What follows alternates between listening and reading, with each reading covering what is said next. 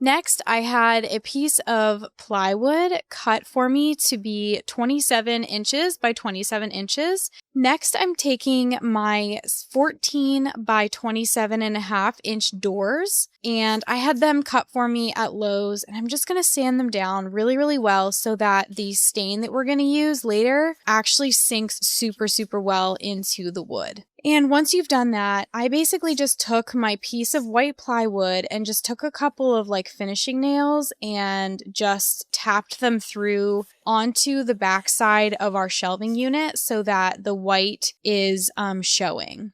These hinges were only $3 for a set of 2, so I spent $6 on that. And next, we're just going to screw on these little bottom plates that will actually help us screw in our legs to give it some really good stability. And I just like to arrange mine using some of our favorite like pretty bottles of liquor and some of the shakers, and I added some string lights just to keep it really, really festive, and that's it. It was so simple and actually holds quite a lot in there, which has been super helpful with our really, really small kitchen. There's a Lazy Susan wine bottle holder on Anthropologie's website that retails for $168. I wanted to see if I could recreate it for a fraction of that price. I found this water bottle holder on Amazon for only $15. I'm using a miter saw box to cut my dowels instead of an actual miter saw. Once all the dowels are cut, then the next step is the fun part, getting to actually add them to the water bottle holder and seeing it all come together. I just used a hot glue gun to add them, and I made sure that the first piece was perfectly square so that the rest of them would fall into place. Once all the dowels were added, I just did a quick sand of the top and the bottom of all the dowels just to finish it off and make it look a little bit nicer. Then it was time for the platform, and I just glued together 3 of these little wooden discs, and then I took this gold peel and stick tape and wrapped it around to make it look like it had this brass base. I attached the platform base using the hot glue gun again, and that's it. It looks so good. The wine bottles fit great. If you are not a fan of wine, you can also use it what it was originally meant for from Amazon, which is water bottles, or I'm sure a number of different things. A utility cart from IKEA is a great value and a great piece for storage. How about we give this classic gem a fabulous makeover? Pick your favorite peel and stick wallpaper pattern, and let's get to measuring. The top shelf of the IKEA cart has an open mesh middle. It's best not to cover this with wallpaper, but it is a great idea to use the footprint of the mesh for the other shelves. Measure and cut a piece of wallpaper that is the same size as the mesh insert. Peel back the corner of your measured wallpaper, and the rest of the backing will peel off easily.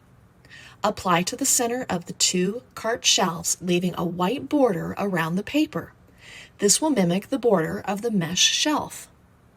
Use a debit card or gift card to smooth out wrinkles by pressing against the paper and pushing wrinkles away.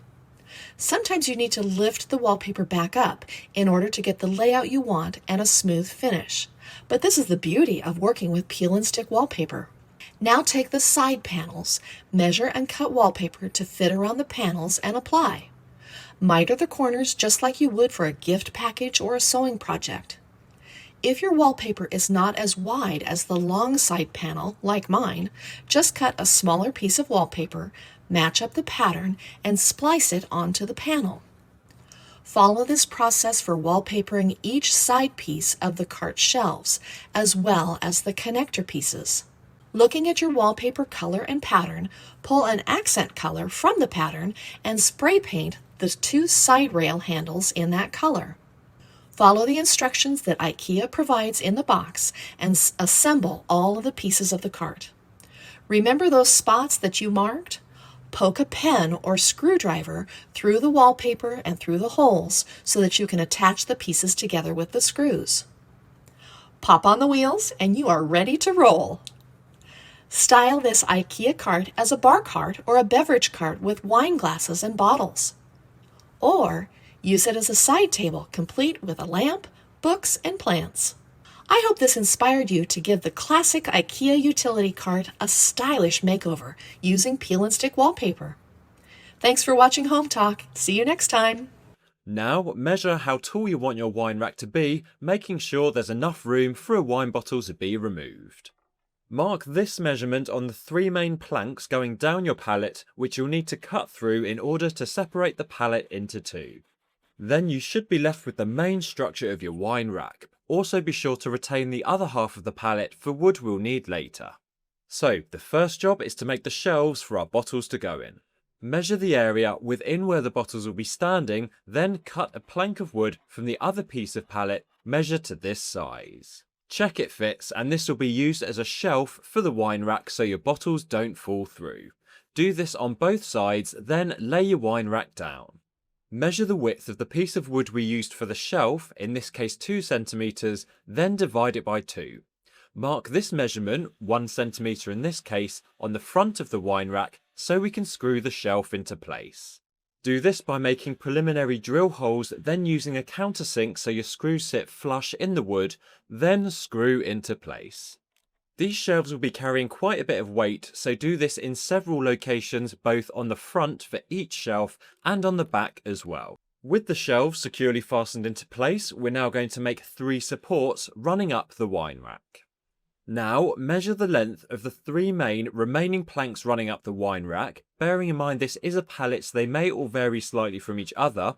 Then cut these measurements from planks from your scrap pallet wood. Put them into place and check they fit and make any minor adjustments if necessary.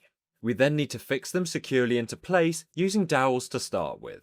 Start by marking the center point at the end of your support planks. Then mark where this measurement would sit on the wine rack where the supports need to go.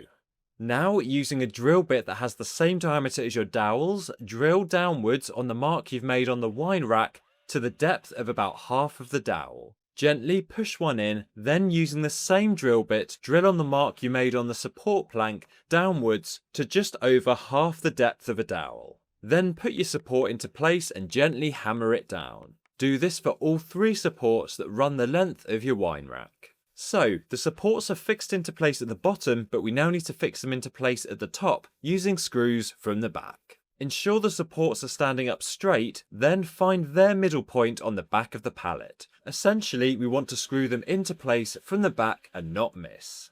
Again, do this by making preliminary drill holes, then screw into place for all 3 supports. Great, so with the supports in place, we now need to make a shelf for the top. Unfortunately, I don't have a length of wood remaining that's long enough for the shelf. So I'm going to be attaching 3 pieces of wood together, cut to size, attach them using dowels, and then screw to the wine rack. And remember to use a countersink when attaching your shelf here, so the screws sit flush and you can place things easily on the shelf. Now, depending on the width of the planks of wood you've used, you may find the supports stick out from the shelf you've just attached. If you want to remedy this, you can do so easily by cutting down the supports flush with the top shelf, and partway then turning this into a curve. Cut down the support until where your straight line ends, then use a coping saw to cut round the curve. Don't worry if it looks a bit rough and ready, we can fix this when sanding the wine rack down. Okay, it's really starting to take shape and my lawn is really starting to take a battering.